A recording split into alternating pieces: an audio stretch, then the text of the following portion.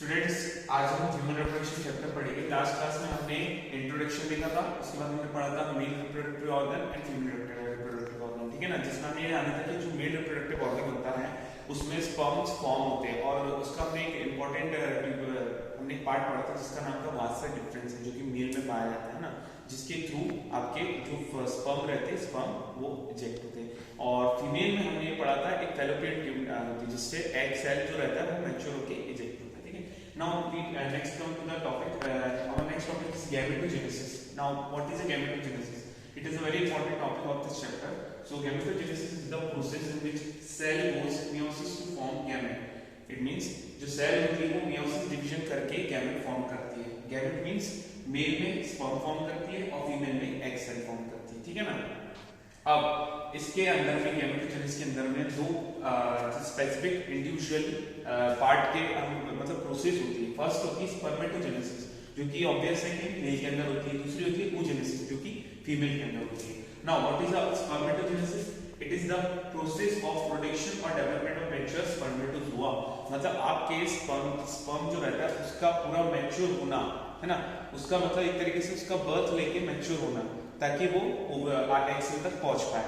तो जब वो बर्थ लेके मैच्योर होता है, यहाँ तक की प्रोसेस को हम बोलते हैं स्पर्मेटोजेनेसिस। ठीक है ना, उसके बाद जो नेक्स्ट प्रोसेस है वो है oogenesis। And what is oogenesis? It is a process of development of the mature female germ cell called egg cell. मतलब सेम जैसे स्पर्म फॉर्म होते हैं वैसे ही इसमें एग सेल फॉर्म होती है। ठीक है ना, इन दोनों के अलग अलग टाइप्स होते हैं, मतलब अलग अलग तरीके से डेवलपमेंट होता है, और वो कैसे होता है हम देखेंगे आगे।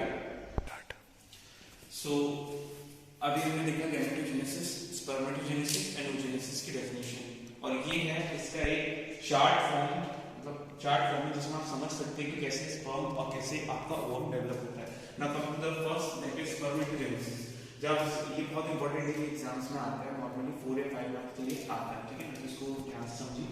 तो सबसे पहले हमारा ये है स्पर्मेटोगोनियम। ठीक है ना, प्राइमरी स्पर्म सेल जिसको बोलते हैं स्पर्मेटोगोनियम, जो कि प्यूबरिटी एज में आने के बाद है ना, प्यूबरिटी एज आने के बाद इसमें क्रोमोसोम का नंबर है 46। ठीक है ना, इसमें होता है माइटोसिस डिवीजन, जिससे पहले एक स्पर्मेटोगोनियम से 2 स्पर्मेटोगोनियम यानी प्राइमरी स्पर्मेटोसाइट सेल्स फॉर्म होती है। ठीक है ना, ये एक्चुअली में प्राइमरी स्पर्मेटोसाइट्स जो ये है फिर से अगेन डिवाइड होके 4 प्राइमरी स्पर्मेटोसाइट सेल्स फॉर्म होंगी। तो आप ये कंसीडर कर सकते हो कि एक स्पर्मेटोगोनियम से 4 आपकी प्राइमरी स्पर्मेटोसाइट सेल्स फॉर्म होंगी। कैसे डिवीजन से? माइटोसिस डिवीजन से, 1 से 2, 2 से 4।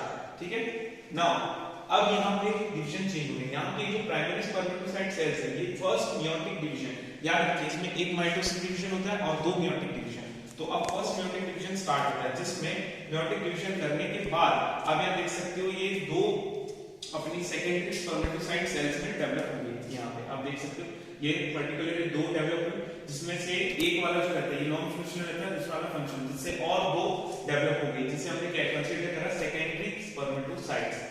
ठीक है, अब सेकेंडरी स्पर्मेटोसाइट में सेकंड मेयोटिक डिवीजन होने के कारण ये फिर से अगेन 2-2 के फॉर्म में चेंज हो जाती है, 2 फॉर्म में डिवाइड हो जाती है। तो ये 2-2 जो फॉर्म इसके डिवाइड करेंगे इनको हम क्या बोलेंगे? स्पर्मेटिड्स। इनको हम क्या बोलेंगे? स्पर्मेटिड्स। अब यहां आप देख सकते हैं कि जो ये हमारा ये था, मतलब प्राइमरी स्पर्मेटोसाइट सेल जब फर्स्ट मेयोटिक फेज में गया, मेयोटिक डिवीजन में, तो उसका क्रोमोसोम नंबर हाफ हो गया 23। फिर सेकंड मेयोटिक फेज में भी गया तो भी उसका क्रोमोसोम नंबर और हाफ हो गया, मतलब 23, एंड 46 से 23 में डिवाइड हो गया। ठीक है ना, फॉर मींस 23 + 23 = 46। तो आप कंसीडर कर सकते हो कि आपका 46 क्रोमोसोम कैसे होगा। ठीक है ना, तो यहाँ पे हमारे स्पर्मेटिड्स फॉर्म हुए, और वो धीरे धीरे इनिशियली डेवलप होके फर्स्ट स्टेज में आते हैं, जिसको हम बोलते हैं स्पर्म या स्पर्मेटोजोआ। तो इस तरीके से आपका स्पर्मेटोगोनियम से स्पर्म का सफर या आप बोल सकते हैं एक तरीके से डेवलपमेंट होता है। अब ये मैच्योर हो चुके हैं और ये एग सेल में जाने के लिए प्रिपेयर है। ठीक है ना, तो ये तो हमारा स्पर्मेटोजेनेसिस। तो अब अगर आपको इस जो भी मैंने अभी आपको समझाया 10 मिनट तक, हाँ, तो यहाँ पे अभी मैंने जो भी आपको समझाया स्पर्मेटोगोनियम से स्पर्मेटोजोआ का फॉर्मेशन होना, तो इसमें कोई भी आपको डाउट हो तो आप पूछ सकते हो व्हाट्सएप पे डायरेक्टली। तो एक बार और सिंपली समझ लो कि स्पर्मेटोगोनियम ने पहले प्राइमरी स्पर्मेटोसाइट्स फॉर्म करे, यानी कि 1 से 2 और 2 से 4, ये चारों सेल्स क्या कहलाते हैं? Primary spermatocyte cell. और ये कैसा डिवीजन था? माइटोसिस।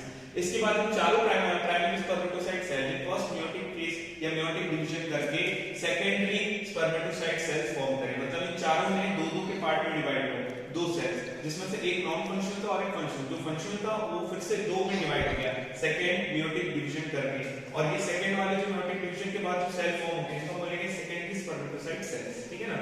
अब ये सेकेंडरी स्पर्मेटोसाइट जो है ये फिर से डेवलप फिर से मतलब एक तरीके से मेयोटिक डिवीजन करके चार स्पर्मेटेड फॉर्म करते हैं और वो इनिशियली आपके स्पर्म्स में फॉर्मेशन हो जाते हैं। तो याद रखिए oogenesis और स्पर्मेटोजेनेसिस का इनिशियल जो बेसिक डिफरेंस है वो यही है कि स्पर्मेटोगोनिया में एक स्पर्मेटोगोनिया से चार स्पर्म्स फॉर्म होते हैं, वहीं oogenesis में हम देखेंगे कि एक ही ओगोनिया से कितने ओव या कितने एग फॉर्म होते हैं। आई तो वो था स्पर्मेटोजेनेसिस। अब ये है आपके सामने oogenesis, यानी ये फीमेल के अंदर ही वाली प्रोसेस होती है, वो मेल के अंदर होती है, ठीक है, स्पर्म के फॉर्मेशन की। तो ये एग सेल के फॉर्मेशन की प्रोसेस है। तो अब आइए समझते हैं इसको। तो यहाँ पे प्राइमरी आपका ये जो है ओगोनिया, ठीक है, ओगोनिया सेल, ठीक है, ये इसकी पेटल लाइफ चलती है यहाँ से लेके यहाँ तक। पेटल लाइफ जो समझेंगे, यानी प्राइमरी की स्टेज रहती है। ओगोनिया में माइटोसिस डिवीजन हुआ, माइटोसिस डिवीजन हुआ, उसके बाद आपके ये दोनों जो है एक्चुअली में ये दोनों ही क्या कहलाएंगे, प्राइमरी स्पर्मेटोसाइट्स। मतलब एक ओगोनिया से दो ओगोनिया सेल बने और दो से चार, और ये चारों ये जो थे ये दो और एक्चुअली में जो चार ये क्या कहलाएंगे, प्राइमरी oocyte, ये भी कहलाएंगे प्राइमरी oocyte की कैटेगरी में। और ये डिवीजन कैसे हुआ, माइटोसिस डिवीजन, ठीक है। उसमें हमने क्या पढ़ा था स्पर्मेटोजेनेसिस में, पहला डिवीजन माइटोसिस था, इसमें भी सेम माइटोसिस। नाउ नेक्स्ट, अब ये प्राइमरी स्पर्मेटोसाइट सेल्स है ये फिर से फर्स्ट मेयोटिक डिवीजन में जाएंगे, मतलब इसमें फर्स्ट मेयोटिक डिवीजन होगा और इस फर्स्ट मेयोटिक डिवीजन फॉर्म करके क्या बनाएंगे, देखिए ये चारों सेल में वहां पे दो सेल बन गई थी जिसमें से एक फंक्शनल था एक नॉन फंक्शनल था, पर यहाँ पे एक सेल से एक ही सेल फॉर्म होगा, मतलब एक पर्टिकुलर प्राइमरी oocyte से एक ही oocyte मतलब सेकेंडरी oocyte फॉर्मेशन के लिए एक सेल होगी।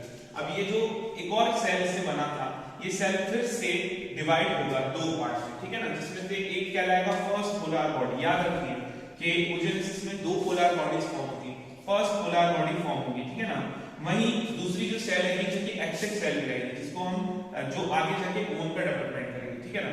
तो ये जो सेकेंडरी एक्टिव सेल है ये फिर से डिवाइड करके सेकेंडरी पोलर बॉडी फॉर्म करेगी, second polar body, first polar body second polar body. और ये जो फाइनली हमारा जो सेल डेवलप होगा जिसे हम बोलेंगे ओवम, और ये मैच्योर ओवम है, इसी के अंदर आपके जो स्पर्म्स रहेंगे वो एंटर करेंगे और फर्टिलाइजेशन की प्रोसेस को आगे बढ़ाएंगे, ठीक है ना।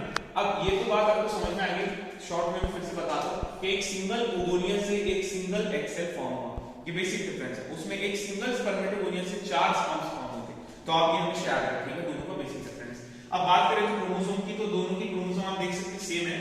यहाँ पे प्राइमरी oocyte में भी अगर आप देखो इस पेटल लाइफ में 46 क्रोमोसोम्स थे, फिर सेकेंडरी जब यहाँ पे बर्थ हुआ चाइल्डहुड और उसके बाद जब प्यूबरिटी एज है, मतलब इस सेल के बारे में बता रहे हैं कि जब सेल की बर्थ हुई थोड़े समय बाद चाइल्डहुड इसका मतलब हुआ और प्यूबरिटी एज में जब आई तो ये डिवाइड हुई, और डिवाइड होने से एक फर्स्ट पोलर बॉडी और एक मैच्योर एग सेल फॉर्म करने की कोशिश करी, मतलब एक एग सेल बनाया, वो एग सेल फिर से डिवाइड होकर उसने मेन ओवम बनाया था जो कि मैच्योर था फर्टिलाइजेशन के लिए, ठीक है ना।